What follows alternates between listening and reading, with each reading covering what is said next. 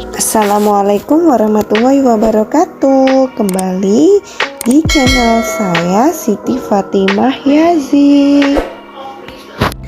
Kita belajar tentang menyayangi tumbuhan dan hewan. Oke, menyayangi tumbuhan dan hewan dapat dilakukan sejak kita masih kecil. Tumbuhan dan hewan merupakan makhluk ciptaan Tuhan yang dapat memberikan manfaat untuk manusia. Nah, dalam kisah tentang hewan atau tumbuhan yang membantu manusia, tentu pernah dijumpai dalam sebuah dongeng, seperti kisah seekor anjing yang membantu petani yang menjaga kebun dan hewan ternaknya. Nah, kita akan belajar dongeng tentang tumbuhan dan hewan. Kalian pasti pernah dengar kan? Mungkin apa sih dongeng itu? Apa yang dimaksud dengan dongeng? Ayo kita pelajari bersama. Dongeng merupakan suatu cerita khayalan yang bersifat fiksi atau tidak nyata dan dianggap oleh masyarakat sebagai suatu hal yang tidak benar-benar terjadi. Berikutnya ciri-ciri dongeng: bersifat menghibur, disampaikan secara lisan dan turun-temurun, terus mengandung nilai moral dan pendidikan. Alur ceritanya sederhana, karakter tokohnya tidak diceritakan dengan detail. Pendahuluan dan pengenalan singkat serta langsung pada inti cerita. Berikutnya ada unsur intrinsik dongeng. Dongeng memiliki unsur intrinsik yang merupakan unsur utama dalam membangun utuhnya sebuah dongeng. Unsur intrinsik dongeng ada berbagai macam sebagai berikut.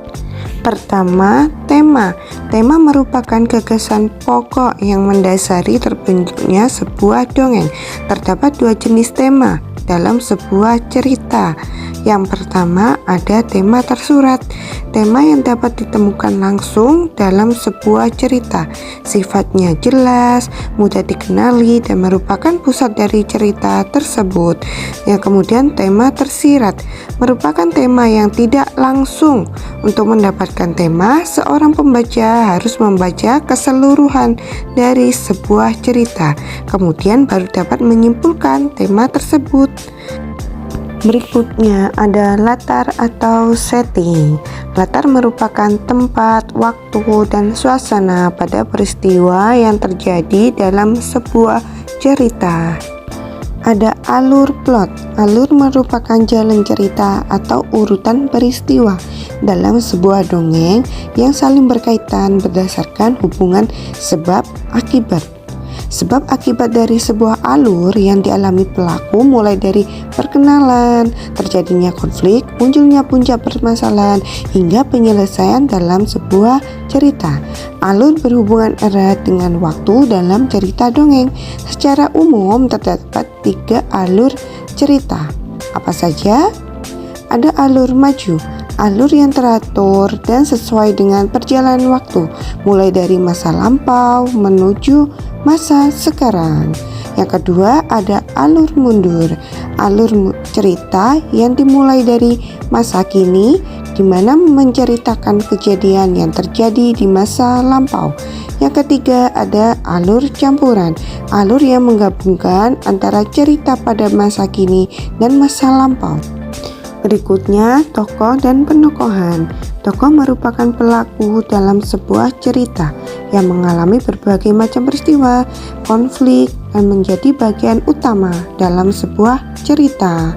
Dalam sebuah dongeng, terdapat 2 macam tokoh, yaitu tokoh utama dan tokoh pembantu. Tokoh utama merupakan tokoh yang memiliki peran penting dalam suatu cerita. Tokoh utama biasanya yang paling banyak dibicarakan dan menjadi pusat perhatian dalam suatu cerita. Berikutnya ada tokoh pembantu, yaitu tokoh pendamping untuk tokoh utama dan terlibat dalam sebagian peristiwa bersama dengan tokoh utama.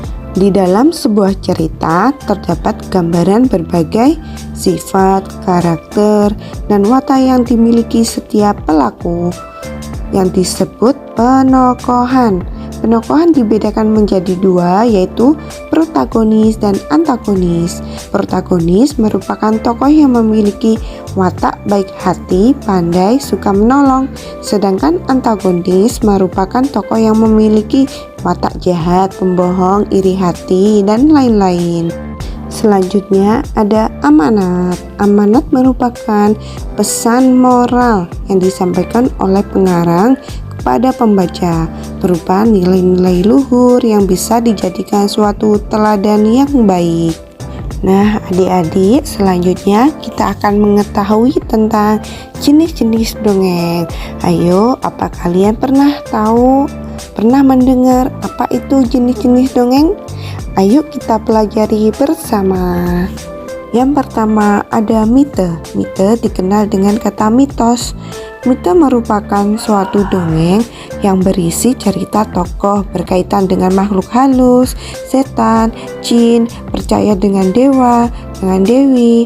Contohnya asal mula tari Padudu, ada Nyai Roro Kidul, dan asal usul Banyuwangi, dan yang lain-lain ya. Berikutnya ada sage, jenis dongeng yang berhubungan dengan sejarah, tentang keberanian, kepahlawanan, kebaikan, kesaktian, keajaiban dari seseorang dan dipercaya benar-benar terjadi di sebagian masyarakat. Contohnya Calon Arab, Sagu Semirang, Sangkuriang, dan lain-lain. Yang ketiga ada fabel. Fabel jenis dongeng yang tokohnya binatang dan berperilaku seperti manusia, dapat berbicara, berpikir, dan memiliki perasaan. Fabel dianggap tidak pernah terjadi, hanya saja karya hiburan. Contohnya ada ulat yang sombong, kancil dan buaya, danau bangau dan merak yang sombong.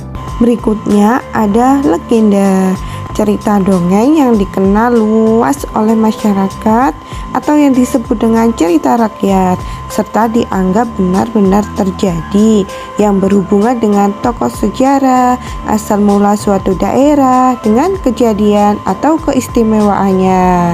Contohnya ada Batu Menangis, ada Lutung Kasarung, dan Purbasari. Berikutnya ada cerita jenaka, yaitu jenis dongeng dengan cerita yang bersifat menghibur, yang memiliki unsur komedi. Contohnya ada Si Kambayan, Pak Belalang menjadi ahli nujum, dan lain sebagainya. Nah, dari yang sudah saya sampaikan tadi, untuk lebih mengertinya tentang dongeng, silakan kalian membaca dongeng yang ada di buku kalian ya. Nah, kita bisa menyimpulkan dongeng merupakan salah satu cerita fiktif dan tidak terbukti adanya yang bersifat khayalan ya. Setiap cerita dari suatu dongeng memiliki pesan moral yang baik dan bermanfaat untuk kita teladani serta kita praktekkan dalam kehidupan sehari-hari ya. Sekian dulu pembelajaran hari ini, semoga bermanfaat. Tetap semangat belajar dan selalu jaga kesehatan. Wassalamualaikum warahmatullahi wabarakatuh. Bye bye.